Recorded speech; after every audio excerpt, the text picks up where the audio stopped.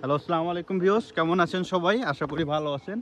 তো আপনাদেরকে তো এই যে পাহাড়টা দেখালাম এবং ক্যাসেলটা দেখালাম। ওই যে ক্যাসেল আর এই যে হ্যাঁ, জঙ্গল, এই জঙ্গলের ভিতর তো দিয়ে আসছি। এই পাথরটা কিন্তু অনেক অত্যন্ত পুরনো। পুরনো, মিনিমাম মানে এটা হচ্ছে পৃথিবী সৃষ্টি হওয়ার সময় থেকেই আর কি।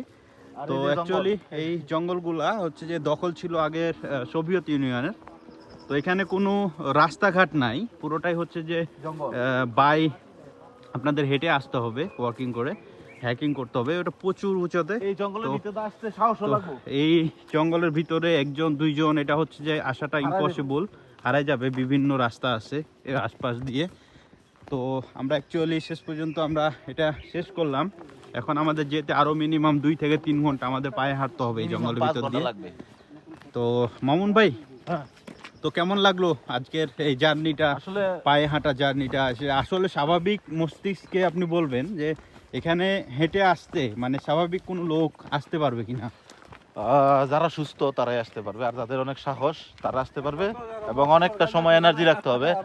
কারণ হচ্ছে আমরা অনেক পানি টানি নিয়ে এসেছি, ওগুলো খাইয়ে রাস্তায় ফেলাই দিছি, আবার উপরে গিয়েও পানি টানি খাইলাম, কুকটুক খাইলাম। কারণ হচ্ছে এখানে মিনিমাম 4-5 ঘন্টা হাঁটতে হয়। হাঁটাটা আসলে নিচে থেকে অনেক উপরের দিকে উঠতে হয়, তো পাহাড়ে তো একটু ডিফিকাল্টি। হ্যাঁ, তো মনে করো আসলে এগুলো তো হচ্ছে তোমার, আমরা সৌন্দর্য দেখি যেগুলো টাকা পয়সা দিয়ে দেখা যাবে না, টাকা হইলে এইসব দেখা যায় না, আর টাকা দিয়ে এগুলো দেখা যাবে না। এগুলো দেখতে হইলে পরিশ্রম করতে হবে, প্লাস টাকা খরচ করতে হবে, প্লাস আসতে হবে। এগুলো আসলে সবার জন্য উপভোগ্য, এবং এটা বাস্তবিক।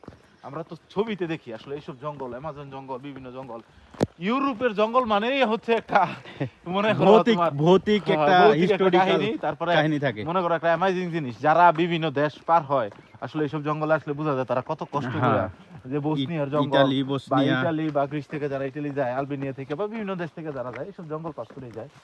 তো সবাই যায়। আমি আবারও ঘুরে দেখাই বিষয়গুলো। সাবধানে থাকতে হবে আর ভালো থাকতে হবে।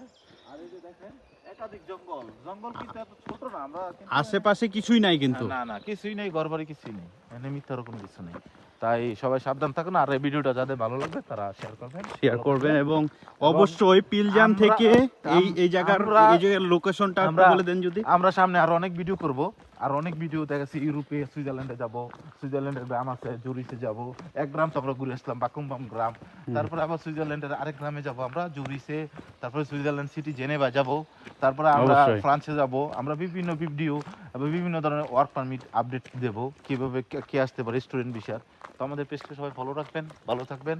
এই যে আপনাদেরকে দেখায় এই জায়গার ম্যাপটা, এইরকম আপনার হচ্ছে যে তল থেকে খাড়াভাবে উঠছে, উঠার পরে কিন্তু যেটা উপরে যেটা দেখতে পাচ্ছেন লোকেশনটা, এই লোকেশনটা হচ্ছে যে আপনার ক্যাসেল। তারপরে এই যে রাস্তায় হাঁটা টায়ার্ড হয়ে গেলে বুঝতে পারবে এরকম। যাই হোক, আমাদের পেজটাকে ফলো দিয়ে রাখবেন, এবং ইউরোপের বিভিন্ন আপডেট যারা এই জায়গার লোকেশনটা যদি একটু বলে দেন, কোথা থেকে কোথা আসতে হবে? পিলজান সাদি থেকে। পিলজান সাদি থেকে আসতে হবে আপনার অলিম্পিয়া থেকে, তারপরে হাইটা এখানে আসতে হবে, 5 ঘন্টা হাঁটতে হবে। অলিম্পিয়ার ব্যাক সাইডে নাইবা, তারপরে এখানে গুগল ম্যাপ দিয়ে আসতে হবে এই কাস্টেলটায়। ঠিক আছে, ওকে, থ্যাংক ইউ। আশেপাশটা দেখাই আমি একটু। এই যে আপনাদের প্রত্যেকটা রাস্তার পাশে আপনার হচ্ছে যে একটা করে চিহ্ন পড়বে যে এদিকে যাও ওদিকে যাও, কারণ এটা তো রাস্তা না, এই যে গাছে পুরোটাই সাইন জঙ্গলের দেওয়া ভিতর আছে যে আপনি আসতে পারবেন কি আসতে পারবেন না, এরকম সাইনও দেওয়া আছে, আপনি ঢুকতে পারবেন কিনা। কিন্তু বৃষ্টির দিনে না আসাটাই ভালো, কারণ বৃষ্টির দিনে আসলে এটা পুরোই পিছল রাস্তা থাকবে। তারপর আরেকটা কথা হচ্ছে, এইখানে যে তুমি আসবা, ওই রাস্তায় ম্যাপ দেওয়া আছে, ম্যাপের মধ্যে দেওয়া আছে বন্য পশু, জঙ্গল, বাঘ, বিলাই বা সাপ কি কি আছে সবকিছু এখানে আপডেট দেওয়া আছে। ঠিক আছে, তাই সাবধানে আসতে হবে, আর সবাই পানি নিয়ে আসবেন সাথে। ওকে, থ্যাংক ইউ, ভালো থাকবেন।